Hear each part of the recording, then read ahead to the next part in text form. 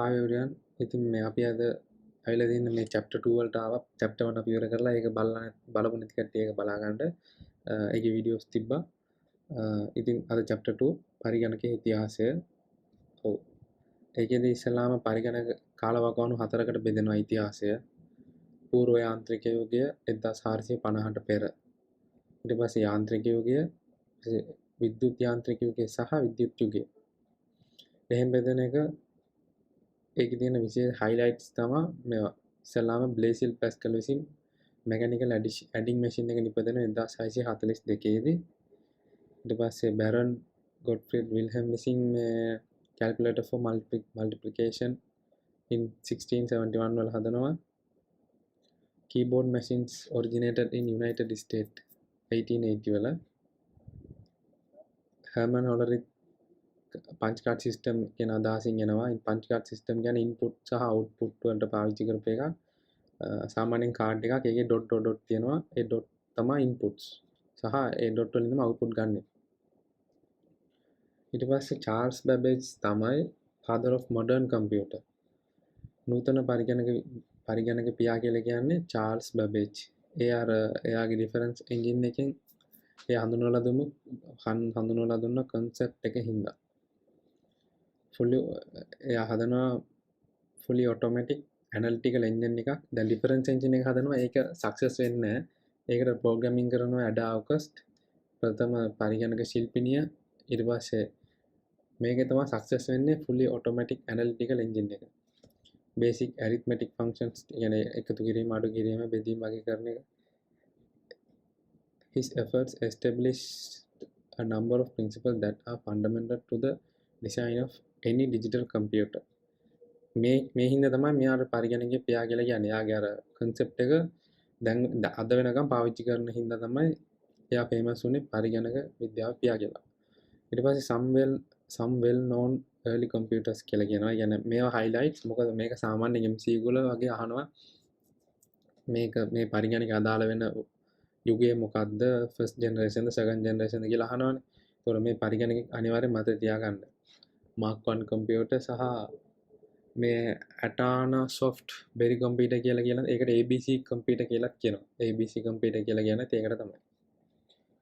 ඒක හදන්නේ John වින්සට් Atana soft සහ ක්ලිෆර්ඩ් බෙරි කියන පුද්ගලයන් දෙන්න තමයි ඒක හදන්නේ. ඒක තමයි එයාලගේ නම් දෙක දාලා තියෙන්නේ. ජෝන් වින්සට් Atana soft සහ ක්ලිෆර්ඩ් බෙරි. ඊට පස්සේ ENIAC, ADVAC, EDSAC, Manchester Mark 1 සහ UNIAC. පරිගණක ජෙනරේෂන් බෙදලා යනවා කොටස් පහකට. සාමාන්‍ය ජෙනරේෂන් එක කියලා අපි ඇයි බෙදන්නේ කියනවා නම් ඒ කියන්නේ පරිගණක විකාශනය හඳුන්වලා ගන්න පහසුව සඳහා තමයි මේක බෙදන්නේ නැත්නම්. A computer is at step in technology. තාක්ෂණයන් ටික බෙදලා ගන්න තමයි බොහෝ දුරට ජෙනරේෂන් කියලා බෙදුවේ. It provides a framework for the growth of computer industry. Originally it was used to distinguish between various hardware technologies, but now it has been extended to include both hardware and software. Till today there are 5 computer generations. ඔයාලා දැනටම දන්නවා generations ටික. Not clear cut groups, right? 5 generations of computer. The team يعني ඔය දින vacuum tubes, right? First generation කියලා කියන්නේ vacuum tubes. රික්ත නල කියලා කියන්නේ ඔකට තමයි. මේක පාවිච්චි කරපු පරිගණක තමයි ENIAC, UNIAC, ADVAC සහ IBM 650 කියන පරිගණක වර්ග ඕක පාවිච්චි කරලා හදලා තියෙනවා. එතකොට ඊට පස්සේ transistors second generation වල. තුන්වෙනි generation තමයි transistors ටික එකතු කරලා හදනවා IC එක. integrated circuit කියලා කියන්නේ IC. අනුකලිත පරිපථ කියලා කියනවා. හතර microprocessor. දැන් IC ගොඩක් එකතු කරලා හදනවා මේ මයික්‍රෝප්‍රොසෙසර්ස්. අප සාමාන්‍ය Pentium 4 අනම්මන කියන්නේ අපි වර්තමාන කාලේ 2005 වගේ කාලේ තමයි ඔය ඕකේ දියුණු වෙලා ආවේ ඔය මයික්‍රෝප්‍රොසෙසර්ස්. ඊට පස්සේ තියෙනවා මේක තමයි පළමුවෙන්ම හඳුන්වලා දුන්නා කියන්නේ ආටිෆිෂල් ඉන්ටෙලිජන්ට්. මේක විශේෂත්වය කියන්නේ දැන් සාමාන්‍යයෙන් අපි දෙයක් නම් කරන්නේ ඒක වෙලා ඉවරුණාට පස්සේ. දැන් ඔය වැකියුම් ටියුබ්ස් ට්‍රාන්සිස්ටර්ස් අනම්මන හොයාගත්තට පස්සේ තමයි ජෙනරේෂන් ටික නම් කරේ. නමුත් මේ දැන් 5th ජෙනරේෂන් එක තමයි දැන් හොයා ගනිමින් පවතිද්දි නම් කරලා තියෙන පළවෙනි ජෙනරේෂන් එක. Artificial intelligent. කෘත්‍රිම බුද්ධිය. මේ තියෙන දැන් විකාශනය වලට මේකෙන් බැලුවොත් වෙනවා විකාශනය 1942 දී වැකියුම් ටියුබ්ස් එනවා. ඊට පස්සේ 1955 දී ට්‍රාන්සිස්ටර්ස් 1964 දී IC මයික්‍රෝප්‍රොසෙසර්ස් ඊට පස්සේ ආටිෆිෂල් ඉන්ටෙලිජන්ස් ඊට පස්සේ 1989 පස්සේ දැන් වෙනකම් ආටිෆිෂල් ඉන්ටෙලිජන්ස් තමයි තියෙන්නේ. ෆස්ට් ජෙනරේෂන් එක කතා කරනවා නම් ඒකේ පාවිච්චි වෙන්නේ වැකියුම් ටියුබ්ස් කෘත්‍රිම බුද්ධිය. ඊට පස්සේ මෙමරි වලට පාවිච්චි කරන්නේ මැග්නටික් ඩ්‍රම්ස් චුම්බක බෙර. මේ ඔයගේ අර මතකයන් මෙමරි වලට පාවිච්චි කරපු එක MCU වල ගොඩක් ඇවිල්ලා තියෙනවා ඉදිරියටත් එන්න පුළුවන්. ඒකින්ද මතක තියාගන්න. අනිත් එක ෆස්ට් ජෙනරේෂන් එකේ පාවිච්චි කරපු ලැන්ග්වේජ් එක මැෂින් ලැන්ග්වේජ්. මැෂින් ලැන්ග්වේජ් කියන වල දන්නවද 0101 කියලා තියෙන්නේ. පරිගණකයට තේරුම් ගන්න පුළුවන් ලැන්ග්වේජ් එක තමයි ඒ කාලේ පාවිච්චි කරේ. ඒක බොහොම අමාරු වැඩක්. මොකද ඉන්පුට් එක දෙනවා කියන්නේ දැන් සාමාන්‍යයෙන් අකුරක් ගත්තොත් ඒ අකුරට ASCII වලින් ASCII කියන කෝඩ් එකෙන් කියන්නේ 65 කියලානේ. ඉතින් ඒකම මැෂින් ලැන්ග්වේජ් එක කියනවා නම් 01 එහෙමම එහෙන අමාරු වැඩක්. ඉතින් එක එක අකුරු කියලා ඉන්පුට් කරන්න ගියපුවාම වැඩේ අමාරුයි. ප්‍රධාන මතකයට මැග්නටික් ඩ්‍රම්ස් පාවිච්චි කරනවා. ඊට පස්සේ vacuum tube was invented in 1906 by an electrical engineer Lee D. Forrest. මේකෙදි ඉතින් our input was based on punch card system. punch card system කියන්නේ පොඩි කාඩ් එකක්. ඒකේ හිල් තියෙනවා. හිල් කරලා තමයි input දාන්න. කියන්නේ කාඩ් එකේ හිල් තියෙනවා. ඒක තමයි දාන්න input විදියටත් output විදියටත් ඒක තමයි එන්නේ. And relied on machine language. Oh. very expensive කියන මේ පරිගණකයේ සාමාන්‍ය කාමරයක් විතර ලොකු විශාලයි කියලා කියනවා කට්ටිය. මොකද ගොඩක් ලොකුයි බරයි අනිත් එක ඉලෙක්ට්‍රිකල් ගොඩක් කරන්ට් ඉලෙක්ට්‍රික් යූස් කරනවා වැඩි. ඒතර හීට් එක වැඩි. විශාලයි. අනිත් එක උදාහරණ තමයි ENIAC ඒවා. second generation පරිගණකවල තියෙනවා transistors.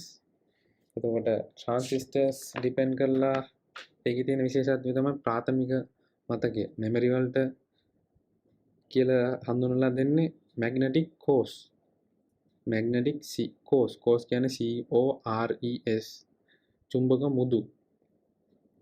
ඒතර මේ second generation වල පාවිච්චි කරන machine language එක නෙවෙයි assembly.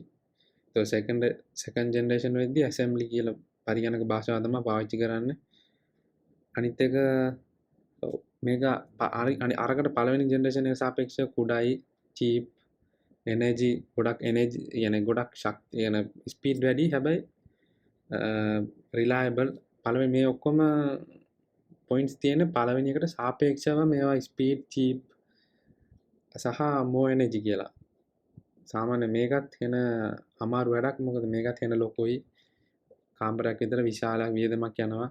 තාපය හීට් එක වැඩි.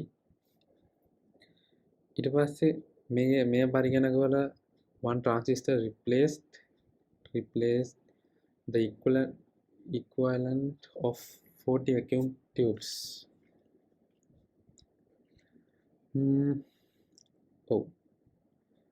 මේ පරිගණකවලට උදාහරණ තමයි IBM 10i20 කියන පරිගණකය. අනිත් එක IBM 70i90 කියන පරිගණකය සහ CDC 16i04 කියන පරිගණකය and CDC 36i02 කියන පරිගණක හතර තමයි උදාහරණ වලට තියෙන්නේ. එතකොට මේ පරිගණක වලින් මැෂින් ලැන්ග්වේජ් එක වෙනුවට ඇසෙම්බලි ලැන්ග්වේජ් පාවිච්චි කරනවා. ඊට පස්සේ COBOL කියන Photon කියන versions වලින් තියෙන්නේ still relied on the punch card system. input එක තාම relied වෙලා තියෙන්නේ punch card system වලින්. third generation වල පොඩ්ඩක් තව දියුණු වෙනවා. මොකද අර transistor ටික එකතු කරලා IC එක හදනවානේ. ඒතකොට ICs කියන්නේ silicon chip జాතියක්. මේක බොහෝ දුරට ඉතින් වාසි එන්න වාසි ඉතින් ඔයගොල්ලන්ට හිතලා ලියන්නත් පුළුවන් විදුලි පරිභෝජන අඩු වෙනවා, විශාලත්වයෙන් අඩු වෙනවා. විශාලත්වයෙන් අඩු වෙනවා, තාපය පිට කිරීම අඩු වෙනවා, එනර්ජි එක වැඩි, මිලෙන් අඩු වෙනවා. එහෙමම අර කාලෙන් කාලෙට ඕකින් හිතලා ලියන පොයින්ට්ස් ටිකක් තියෙන්නේ. ස්පීඩ් එක වැඩි වෙනවා. දැන් මේ තුන්වෙනි ජෙනරේෂන් එක වෙනසකට වෙන්නේ පංච් කාඩ් සිස්ටම් එක අයින් කරනවා. ඉන්පුට් සහ අවුට්පුට් වලට අයින් කරලා කීබෝඩ් සහ මොනිටර්ස් ගේනවා. මොනිටර් එකක් ගෙනල්ලා තියලා කීබෝඩ් වලින් ඉන්පුට් දෙනවා, මොනිටර් එකකින් අවුට්පුට් එක බලා ගන්නවා. OS එක රන් වෙන්නේ මේකෙන්. Operating system. එතකොට ඇප්ලිකේෂන් දෙක තුනක් එක වෙලාවෙ රන් කරන්නත් ඒ කාලෙ වෙද්දි හොයා ගන්නවා. Computers became smaller, cheaper, hence accessible to mass audience than previous generation system. ඒ කියන්නේ මේ කාලෙ වෙද්දි ගොඩක් කට්ටිය කම්පියුටර් මිලදී ගන්නත් පෙළඹුණා ඔය ඔෆිස් වලට අනම්මනම්. කලින් ජෙනරේෂන් වල ඔක සීමා වෙලා තිබ්බේ ලොකු වැඩවලට විතර. සාමාන්‍ය රාජ්‍ය ආයතන, ලොකු විශාල ආයතන වගේ වලට තමයි සීමා වෙලා තිබ්බේ. ඊට පස්සේ 4th generation. සාමාන්‍ය මේක තමයි අපි පාවිච්චි කරපු generation. 4th generation microprocessor. ඔව් මට එක දෙයක් කියන්න බැරි වුණා third generation වල පරිගණක උදාහරණ තමයි IBM 370 Honeywell HONEYWELL 6000 Honeywell 6000 සහ IBM 360. ඊට පස්සේ පරිගණක ජෙනරේෂන් 4 වෙනි ජෙනරේෂන් එක මේක වර්තමාන පරිගණක ජෙනරේෂන් කියලා කියනවා. මයික්‍රෝප්‍රොසෙසර් වලින් හඳුන්වලා දුන්න එක සිංගල් චිප් එකකින් ඔක්කොම වැඩ ටික කරගන්නවා. සාමාන්‍ය කියන්නේ ඉන්පුට් ඔය ප්‍රොසෙස් කරන data තියෙන්නේ RAM කියන්නේ ඔය කන්ට්‍රෝල් කරගන්නවා. අනිත් ටික ඒ වැඩ ඔක්කොම සිංගල් ප්‍රොසෙසිං වැඩකින් කරනවා. සිංගල් චිප් එකකින්. මේක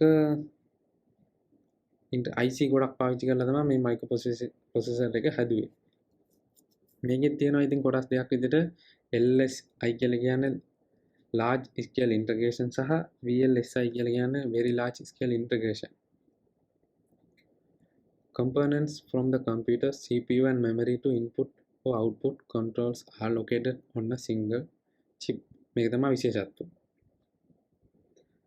parallel processing කියන සංකල්පය හඳුන්වලා දෙන්නේ මේකෙන්. සමාන්තර කියන්නේ අපි ලැප් එකේ දැන් මොනවා හරි ප්‍රොසෙස් එකක් කරගෙන යද්දිම ඇතුළේ තව ප්‍රොසෙස් වෙන්නේ දැන් ඉන්ටර්නෙට් ඇක්සස් කරනවා, තව නැත්නම් වෙන ඇප්ලිකේෂන් එකකින් ෆයිල් එක ඩවුන්ලෝඩ් කරගන්නවා, ඉන්ටර්නෙට් එකෙන් ඩවුන්ලෝඩ් වෙනවා. ඒතකොට ප්‍රොසෙස් දෙක තුනක් එක වෙලාවෙ සිදු කරනවට කියන්නේ parallel processing කියලා. ඒතකොට ඒක හඳුන්වලා දෙන්නේ මේකෙන් තමයි. ඊට පස්සේ මේ පරිගණක උදාහරණ තමයි IBM පුද්ගල පරිගණක. IBM වලින් හඳුන්වලා දුන්නා personal computers. ඊට පස්සේ Apple කට්ටියගෙන් Macintosh 1984 දී. ඊට පස්සේ smartphones, super computers ඒවා. Microprocessor began to use more in everyday products other than area of the desktop computer. ඊට computers became more powerful. ඒතකොට මේක සාමාන්‍යයෙන් බරින් අඩුයි, වියදමෙන කොස්ට් එකත් අඩුයි, විදුලි පරිභෝජනය අඩුයි, පෝටබල් කියන්නේ ස්මෝල් වුණා, පොඩි වුණා. GUI කියලා කියන්නේ graphics user interface. ඒතකොට අපි මේ කාලෙ වෙද්දී සාමාන්‍යයෙන් ඉස්සර ඔය මේ Windows OS එකට කලින් ආපු එකේ තිබ්බේ black එකන්නේ black එකකින් command prompt එකෙන් අපි type කරලා input ගන්න, output එහෙම ගන්න.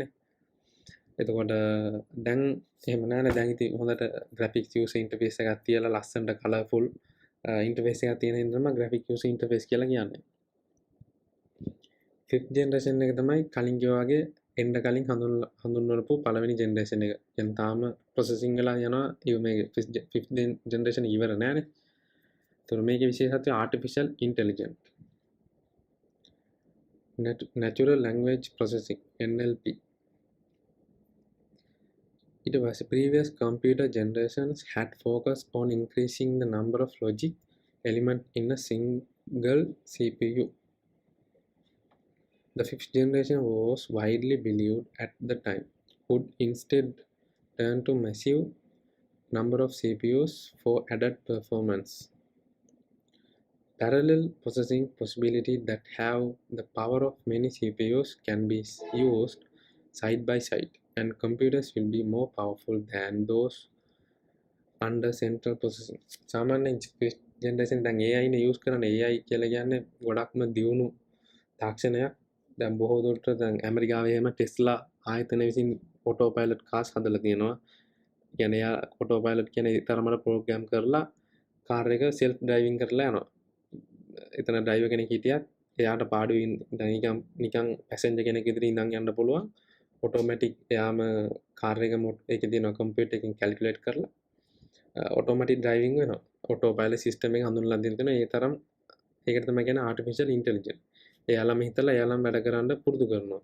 ඒ කියන්නේ පුරුදු කරනවා නෙවෙයි ඇත්තට උතන වෙන්නේ ප්‍රෝග්‍රෑම් කරලා තියෙන්නේ. මෙහෙම ප්‍රශ්නයක් ආවොත් ඔයා මෙහෙම පිළිතුරු දෙන්න. ඒ කියන්නේ ඒ වගේ ඒ විදිහට පුරුදු කරනවා. මේ ගැන වැඩිදුර කියන්න දෙයක් නැහැ. ඉතින් මේ ටිකම සිම්පල්ම තොරතුරු ටික. ඔව් ඇලන් මේ කෘතිම පරිගණක ආටිෆිෂල් ඉන්ටෙලිජන්ස් හඳුන්වලා දෙන්නේ ඇලන් ටියුරින්. ඇලන් ටියුරින් කියන පුද්ගලයා ඒක අනිවාර්යෙන් මට මතකයි මගේ අපේ පේපර් වල තැවිලා තිබ්බ ඇලන් ටියුරින්ගේ නම අහලා. ඒතර මේ හඳුන්වලා දෙන්නේ ඇලන් ටියුරින්. ඒක මතක තියාගන්න අනිවාර්යයි. ඊට පස්සේ ඔව් එතනින් මේ සීරීස් එක ඉවරයි. ඊට පස්සේ තියෙන්නේ අපිට කම්පියුටර් වල වර්ගීකරණය. ඒක ඊළඟ වීඩියෝ එකකින් අපි බලමු. Have a nice day everyone.